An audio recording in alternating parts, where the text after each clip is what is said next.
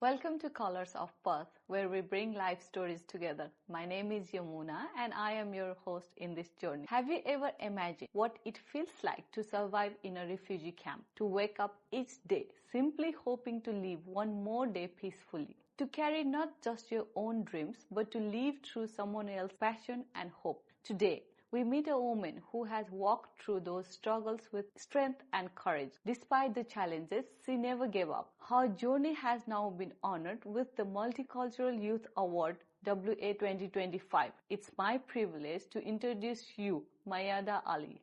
I'm Mayada. My nationality is Kurdish. I'm from North Syria and Iraq, so I'm half-half.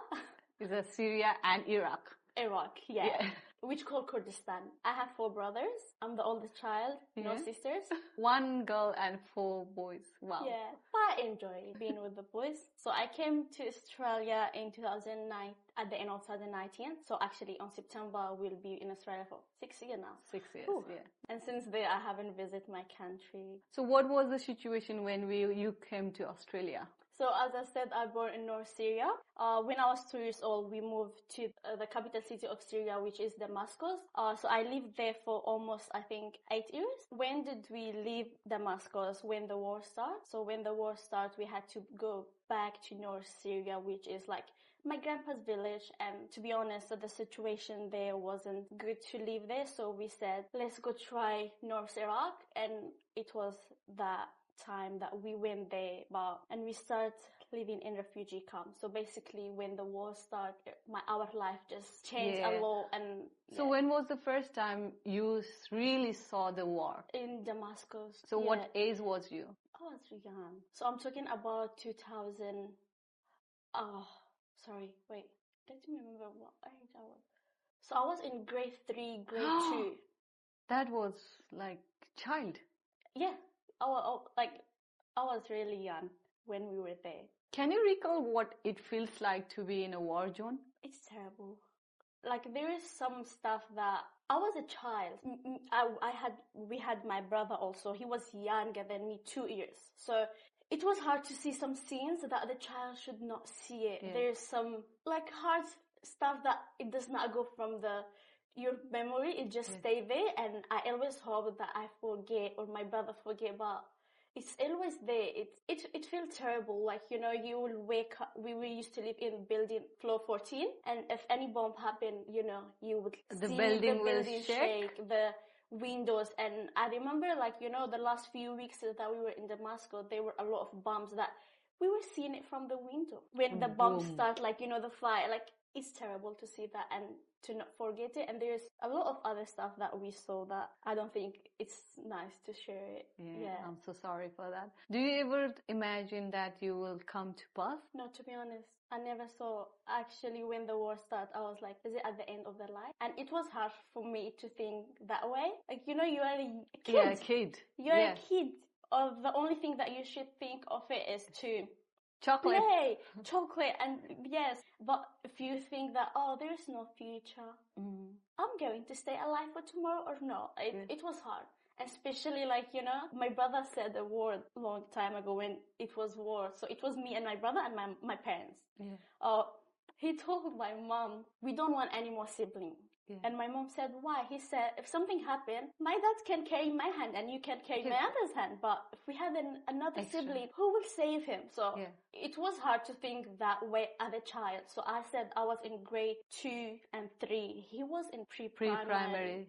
It wasn't nice. That was the story for the refugee camp. After that, you guys moved to Perth? No, this whole scenario, it happened when we were still in Syria, in Damascus. Mm-hmm.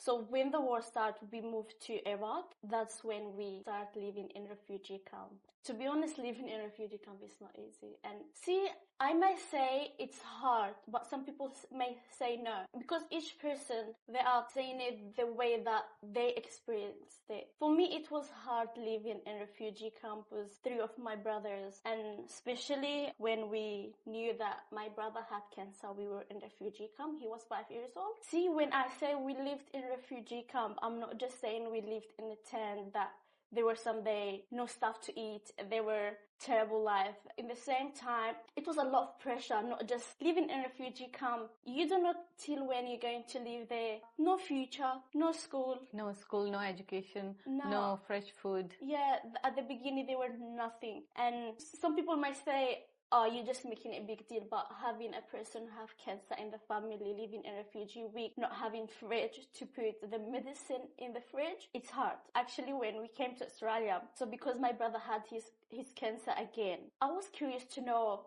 the story because I was young. I didn't know what was cancer. I didn't know why my brother's hair was falling down. My dad said something to me that I feel like, I have to work hard to help everyone who have cancer, especially in refugee camps, because so basically if you want to treat yourself with chemo, here the government helps you, but Yes. back there you had to buy each injection each day. And my dad said one time the doctor couldn't use the injection that my dad bought because we didn't have fridge to put it in, and my dad put it in front of the aircon.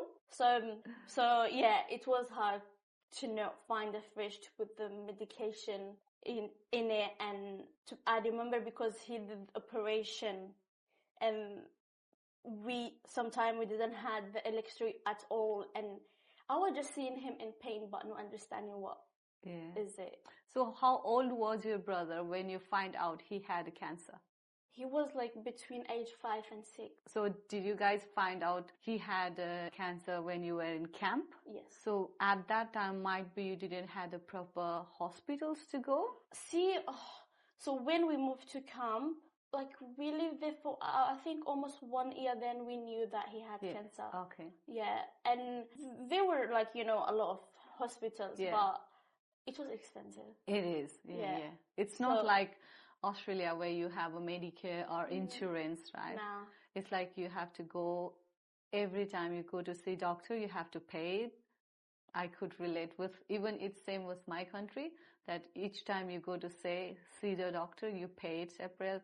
All the medication should be paid by yourself. Yeah. My dad, he's our superhero. He worked really, really hard for all of us till today. So I'm like, no one of us can, pay him back in our whole life. Did you ever thought that your brother will pass away? No, I never saw that.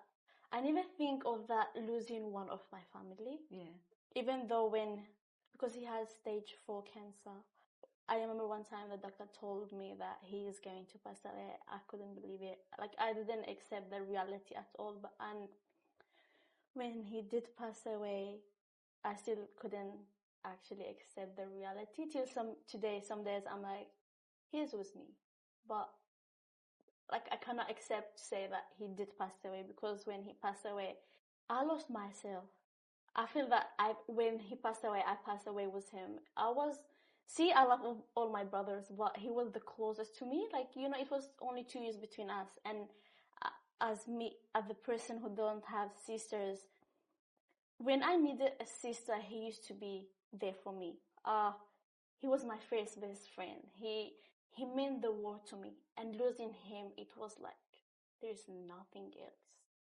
But thanks God that he did left that wish for me, that dream for me before he passed away a few weeks. Other way, I don't know what I would do or where I would be. So how did your parents cope with that? See, as I said, we are a family that, maybe most of the family are like that, but we are really close to each other. Like, sometimes I feel like we are friends living together. Yeah. Even with my parents. So when my brother passed away, it was a shock for all of us. Even though me and my parents, the doctor told us that my brother would pass away, we couldn't accept the reality at all. And I remember my dad said to me that we all loved him. Like, whoever had met my brother when they knew that he passed away, they were shocked. He was a gentleman. He was like an angel living in this world. I feel like even if he wasn't my brother, even if he was my friend, I would be sad. Just exact same that how I am now. It was hard for all the family. How old was he when he He passed was away? 16. 16. Yeah, I was 18. Mm. And we had one brother, 1 year old, and the other 14, and the other one, he is 8 years old. And it was hard for all of us because, you know, growing together as a family, that, like, you know, it's like this, but when he passed away, it's a huge gap there. Like, you know, you wake up, you want to call his name, but he's not there. But he's not physically there, but he's always there in our heart, in our brain, in our soul. We always live with his memory. Till today, actually, I look at some videos that we done together. I don't know, we used to do a lot of interviews together. Oh, did you? I'm like, okay, like, you know, just to have fun.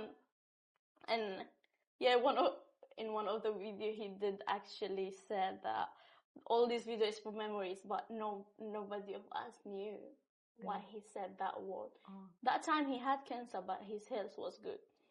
Say thanks God that we have phones today. Yeah. I know technology is not that good sometimes, but we recorded that moment. Like, you know, even the moment that you didn't had the other capture, you didn't record it, it's just play on in your brain. But when, like, most of the time when I miss him, the place that I always, like, you know, put my hand in my heart. I'm like, he's there. Even now, I feel like he's with us. He's alive. He is alive in our heart. That's why, like, he would never pass away in our heart or our mind. Yeah. Mm-hmm. He will always be now in your memory all the time. Yeah. And I always live with those memories. That's so nice. So I heard that you had a dream. You live with the passion that your brother had. Yeah. So tell us more story about that. So basically, let's go back a bit in the refugee camp. The only thing that it used to make us to have hope, it was play with my brother soccer. And to be honest, it was not like a big fan that the girl plays sport back home. I remember one time, me and my brother Saleh, he teach me all the soccer. I know I was older than him, but he taught me a lot of stuff. I remember one time we were just practicing. I don't know why I like it to be the role of the keeper, the goalkeeper. Goalkeeper. So, yeah, we were there playing, and there were some guys, like, you know, neighbors, but like teenage boys. Yeah. They were sitting there and they were like, oh, see her, she's gay and playing soccer. I looked at him, usually I talk for myself. My brother said, ignore them. Ignore them.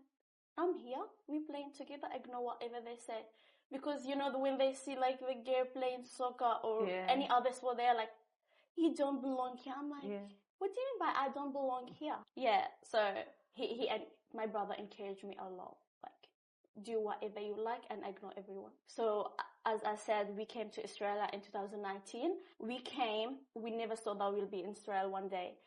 But we came here because my brother, he needed an X-ray to see if he still had cancer or no. So that's why we came here. When we came here, it was hard for me, to be honest, to live there, even though we used to live in refugee camps. Like, you know, my grandpa, my grandma, like, you know, cousins, auntie, everyone is there. They were not living in refugee camps, but we could visit them and come back. It was mixed feeling when we came here. It was like, I don't know when I will see my grandpa and my grandma. I'm a person who's close to the, you know, the old people. Yeah, love them. Yeah, and I never actually lived with them for so long. Never, like, it's always like months and go back. But the part that made me to have the passion to come to Australia, because I was like, I would know if my brother is still sick or not. There is more help there. So when we came here, they did everything here. They did the scan and everything. They say there is no cancer. And actually when they were like, oh, it's not cancer. And that day I feel like we just started a new beginning. Yeah. Which is suddenly it didn't continue for so long. But yeah. Sorry. That's okay. Take your time. Yeah, sorry.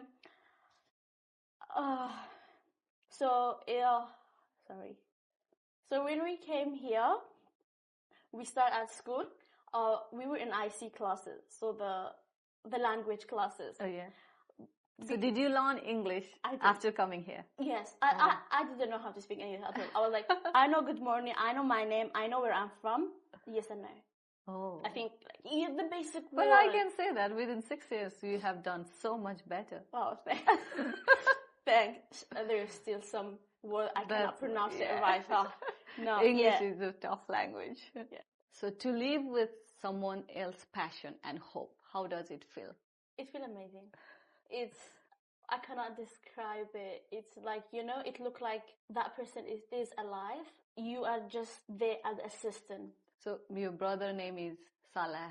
Yeah. Can we know more about Salah's team? Yeah, so Salah's team is basically we have multicultural player. They are teenage boys and girls, which is my first group as a volunteer. So how did you really start? I looked at my brothers. I was like, they have to do some sport to just as we all know, sport is good for our physical well-being. Yeah. I did call my case manager and I was like, I want some activity for my brothers. So she said, there's soccer. And when she said soccer, I was like, oh, it could be for me also. So I had another brother, he's now 15 years old. So I enrolled you to soccer. Yeah. We are going together. He was like, okay. But for me, I was passionate to go. But it was hard. I was just used to play with my brother. Even seeing the ball was hard for me. I just told my parents that me and my brother, we started playing soccer. It's just a program and we're going to have soccer. I could see my mom, she was happy for us to try something. We never, for me personally, I never had a soccer club or anything like that. So it was always with my brother. So when I said, and I could see the tears in her eyes. She was used to see me playing with my other brother, and she knew that it will be hard for me, but we just stopped the conversation there. It's okay, go and have fun. So the first day when I went, the boys there, I was like, I wish my brother was here. And I started as a player. Then I saw the way of the coach was encouragement and all that. And to be honest, sometimes I'm a funny person. I do volunteer. I'm like, yeah, talk and that. And I saw there were some of the boys were like, why she's not she's not shy or that. But I was like, no, I'm here for myself. I have to be here. Don't care what they say. If they say it's one gay here playing, I don't care. The coach is here with me. We are all here to have fun and play soccer. So basically, after I saw how the coach was encouraging us and all that, I was like, why I'm not starting volunteer to be a coach or a leader? So I told the coach and he said yes, because that program was running through 2 different organizations. So I started being as a volunteer, as a leader. And I had a lot of passion. I was like, this is what you want to be. What I want to be. I went to soccer because I knew that it's something that it will make me closer to my brother. I feel like he was still with me. Yes, bring memories and it is painful, but at the same time, I feel like he's watching me. He's happy that I'm still continuing this, not just sitting there. And because I had that strong goal in my brain that, my brother loved to be a soccer player. And before he passed away, we did actually make a video which he said, I was interviewing with him. I was like, what's your dream? He was like, soccer player. I'm like, okay, when do you want to play? He was like, in World Cup in 2026. And I'm like, which team do you want to be in? He was like, Australia's team. And because he liked Brazil's team, I was like, just imagine you versus Brazil. It was fun conversation. So I remember that how he was passionate to be a soccer player and play in 2026, even though he knew that his situation is getting worse. But he had hope. He never gave up. I'm like, he left all these things for me. He teach you all that, you continue that. So when I started as a leader, it was still okay. But when I did start actually as a volunteer coach, there were a lot of haters. I heard a lot of the people, the boys were saying, you don't belong here, you belong to the kitchen. And it was hard. I'm like, I'm your coach here. Yes, I'm a volunteer, but as they don't know my story, but so they should not judge the book from the cover. Yes, I'm a girl. The girl can be anything. And I don't know why they have the idea that girl cannot do anything. Yeah. I got a lot of bullied. Like, I remember one day there were a few teenage boys, they came to the session when they didn't even say hi to me. And I was like, they said hi to the other coach, but the other coach was mad. And I'm like, what's that? That's not nice. I'm a human being at the end of the day. We are all human beings.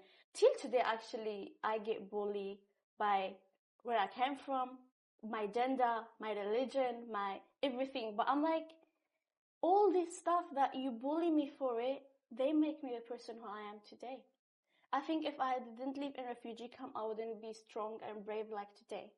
And I just want to change the idea that they think gay cannot do anything. They belong to kitchen. I don't know who said that. I wish I know who said that. It's just like, I'm a person who don't listen to the other hater.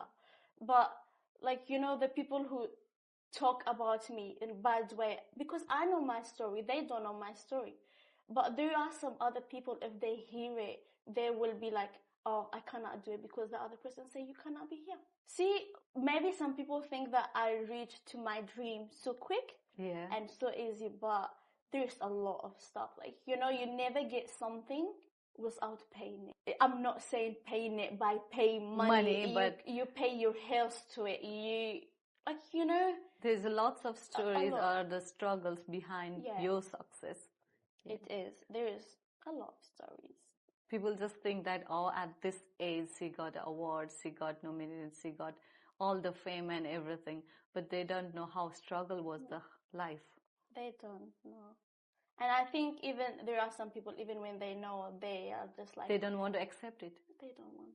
And this is a reality. That's why we have to ignore some people who talk about us. Like, it does not matter how good you are toward them. They will just be there talking about you. And I have the idea that it's in my brain. That's why I don't care what they say. Don't listen to them. The people who talks about you, the people never talk about something just like that. They talk about something that they're missing. And if you are success, they will make their best to make you down. But you be that person who never give up, who, if your family is supporting you and the people who love you support you around you, don't care about the other people, because there will always be even one person to make you down, even the last second. That's a nice thing to learn, actually. I need to learn something like that. Don't give up. Just don't give up. No, never. When you started this soccer team, how did you actually start? How hard was it? As I said, I was a volunteer with an organization, and the lady said to me, I want to do a New Year's soccer program. Do you want to be the leader of it? And I was like, why not? Yes, this is something that I want to. So that was when Salah's team actually became Salah's team. The dream became true. Yes, but I didn't have idea that time that I will named it after my brother. I was just like, still in the journey. I have my goal. I want to be a soccer coach. It does not matter how long it takes. I have to reach there. So I will just call it my boss. She told me, we're going to make a jersey for the team. And I was like, jersey without the name of the team does not complete. So I was like, would you mind me sharing something this year? She said, go ahead. And I was like, see, this is my first thing to run it by myself. We had another volunteer coach, but the idea that I did it, I'm like, it's my first time creating this idea. Can I name the team after my brother? She said, yes, you can ask the team. So before asking the team, I did actually ask the other coach who was volunteer with us. He said, of course, you can go to the team. It was that day when I told the team that I told them my short, simple story. And I was like, if you guys don't mind, I want to name it after my brother's name. And I'm a person, I don't like to say, I want to name it this way. I don't care what the others say. I'm like, no. They might have better idea than mine. But they were so gentle, and they were like, of course, name it Saleh and that. We did actually, the organization did help me to create a hat with our face on logo. So it's the shortcut of Salah Ali. Yeah. And I like that team to be multicultural for all genders, all background, because I was like, I want everyone to feel safe, and it is for them. It does not matter what you come from. It does not matter what language you speak, because I always believe and I always tell them, soccer is a universal language. Even playing soccer, it talks. If you are passionate about soccer and you see it, you can tell that each thing that you do, it talks in a different way. So when you got to know that you were nominated for the Multicultural Youth Award, how did you feel? Did you ever thought that you will be getting nomination? No, to be honest, I never thought. Because I was like, oh, I'm doing my dream for myself. I received an email. It was like, you're nominated to get the Multicultural Award. I'm like, what's this? I didn't even know, to be honest, what is that? I sent it to my friend, and I was like, what's this? She, like, my case manager, I was like, what's this? She said, oh, you've been nominated to get yourself. I'm like, what's that? I waited for that day. I didn't know what would happen. I'm like, I'm just nominated. Yeah. I'm not the winner. I got ready. As always, my mom, she came with me. We went there. I was nervous. And I had mixed feeling. I don't know what's happening. I don't know for what is it. Like, you know, when you get nervous, sometimes you forget why I'm here. Yeah. And so we did sit down, and then when it said, you know, when they make it like, the US Multicultural Award goes to, and I'm like, she said, Mayad Ali. I'm like, oh, I was still shocked. Like, you know, I was like, what is happening actually? I don't know. Because I had to say a speech, and I'm like, I'm not ready. What I'm saying. So when I got the award, it was the time that I realized that whatever people say, don't care. Because before I got the award, a lot of people were bullying me, and I was like, oh, see, if I would give up, I wouldn't be here today. So the award means the world to me. I'm like, oh, I did something for my brother. It did reach him. Like, you know, all this, like, you know, hard work didn't win as West. Yeah, it was a feeling that me and my parents, and especially my mom, we couldn't imagine it. Even when I went home with the award, I was still like, is it a dream? Or what is it? Like, you know, it was like, you could, like, you know, of the way how excited I was, I couldn't express my feeling. Yeah. And yeah. Did you cry? No. Your mom cried? Oh, a lot. I feel like, you know, I'm a person who is now not crying a lot. So sometimes I express it by laughing a lot. Yeah. Yes. There were a little bit of tears, yeah. My voice changed, but I don't cry. No. Do you mind saying how old are you? I don't mind. I'm 20 years old. 20? Yes. Oh, you are too young for this. I wish I got an award when I was 20. Actually, I always had the wish to do something really important in a young age. 20 is very young. How do you get all those strength, all those motivation every day? When you have passion, when you believe yourself, when you're doing somebody's dream, you feel like, you know, you own them something, you have to continue it. So after you got the Multicultural Award, how the life changed, how people started behaving you? See, when I got the award and when I didn't get the award, I am who I am. Yeah. I never change. So it's still that Mayada, but from the people's perspective, it changed. Oh, you got the award. From the people, like, you know, you can tell who is acting. Yeah. You would see there like, oh, we're happy for you getting it. I'm like, before a few weeks you were saying, what this you doing? What's this that you doing? You're just wasting your time. I'm like, you know, when the people say you are wasting your time, I'm like, it's my time. Even if I waste it, it's my time. It's my life. It's my choice. But yeah, when I got the award, it was a bit 2 weeks the people would say, "Oh, you are that person." I'm like, "Yes." Why are you surprised? They're like, "We don't believe it's you." I'm like, I don't care. I never care what you guys said. Like, I respect everyone's opinion, but like, if a person tried to make me down, was knowing actually what's the story behind it, it just like, it's hard, it's painful. So I'm like, don't do it with the other people. I may be that kind person who don't talk back, but there would be some people who cannot. It's just not nice to treat people with the thing that they got. Like, if I get the award, if I don't get the award, I am who I am. I didn't change. I didn't got tall. I didn't got like short. It's me. My personality didn't change. What's the thing that makes you to look at me that I'm a good person now? So after you got award, Multicultural Youth Award, what kind of activities you have done with the communities? So I've always been working in the community, and to be honest, I'm a person who loves to work in the community. I'm a passion person, so you always see me run around. Do you want to, interpreting? I can help you with that. I can help you with that. So after the award, I think was still the same person, but I think now I want to work more in the community, like more and more. So how many different people in your team? We can say 5 different backgrounds. Yeah.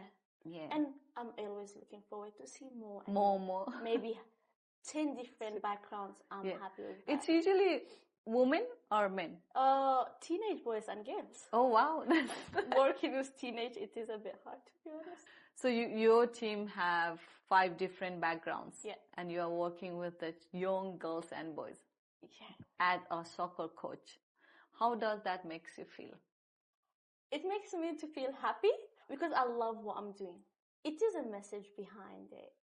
Through that, the community helps you to separate your own world with everyone, to encourage everyone to not give up, to do, like, I find out there are some people who copying me. I'm like, some people get that thing when somebody copy them, but I'm like, I'm happy with that.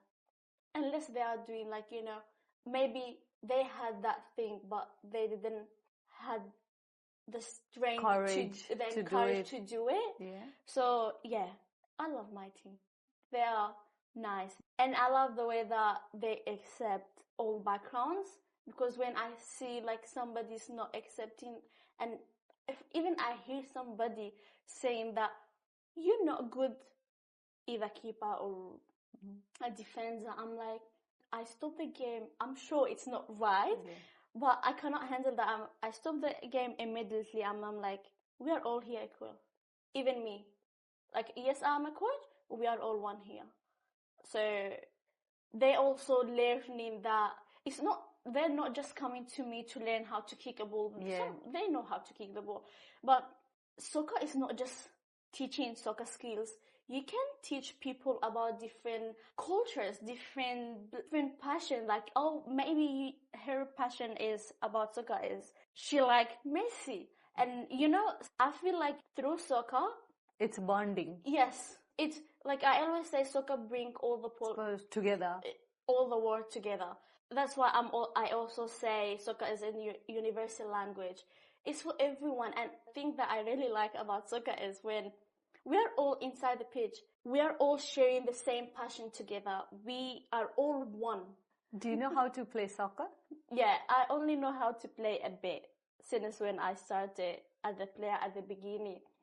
Because I never been to a really soccer club in my whole life. So I know how to coach. Yes, I know how to coach. Do you think that getting an award like the Youth Award and other kind of nominations awards, do you think it's important? See, I didn't do what I am doing for an award. I didn't even imagine that I will get an award for that. I'm doing something that I'm passionate about it. It's my brother's dream. I was like, I have to reach my brother's dream. I never said I will do this to get the award. So the award wasn't even in my imagination, to be honest. But it would be good to get recognized. It's good. See, because my journey is not just my journey. So basically, it's my brother's journey. I'm just running it. And when I got the award, I was like, the award belonged to him more than me. I'm just a messenger. When I got the award, like I never saw that. I never did anything for any award. As I told you, I didn't even know what the US Multicultural Award is. So I was doing something that, this is my brother's dream. It became my dream. We have to do it together.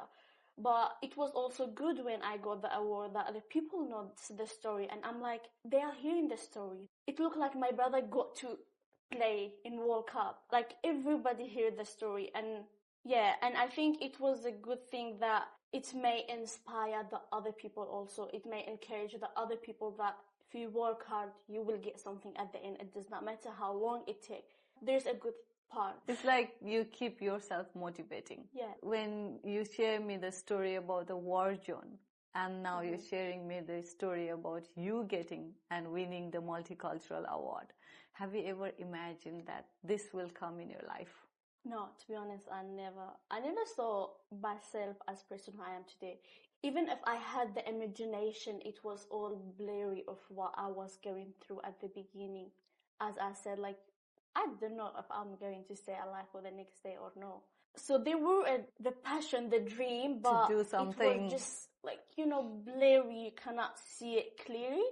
But I think what did make it clear, what did make it to be like present, was that I never give up. Never ever give up. It didn't matter what the situation was, how hard was it.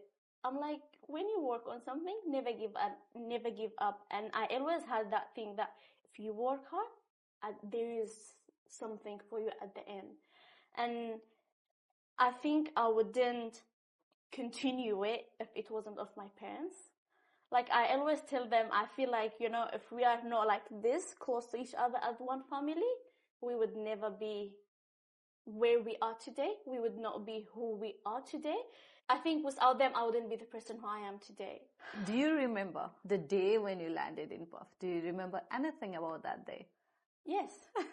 I remember it was 2nd of September. We landed, we were in Australia. It was around 7 p.m. at night time. It was raining. They took us to the house. I was like, finally, we are living in a house now. It was hard for us, actually, a bit. Like, I was like, relax. It's a safe country. Yeah. I don't have to, before sleep, say, I'm going to stay alive for tomorrow or no. I didn't have to worry about anything, but the only thing that I was crying for, I'm like, I'm not seeing my cousin anymore. Aww. But anyway, it was the day that we couldn't express ourselves. It looked like we just born that day. All the things that we've been through.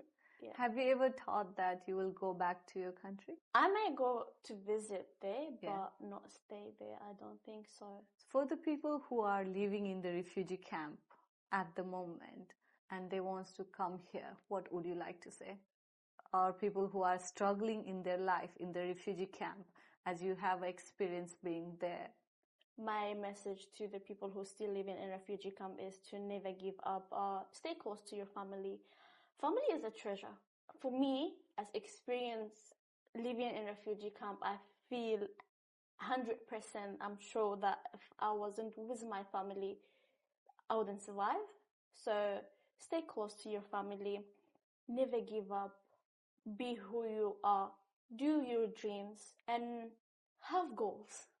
Even though if they are blurry, have it. One day it is going to be present in this life. I feel like, whoever is living in a refugee camp, if they don't give up and they have hope, they have faith, they will reach what they like and what they want. I feel good listening to you. What's your future plan? My plan is to make Salah's team more bigger. Maybe one day the team play in World Cup, or maybe even me personally play in World Cup, just that like we did it. My plan is also to help more people as I can. It does not matter how old I am.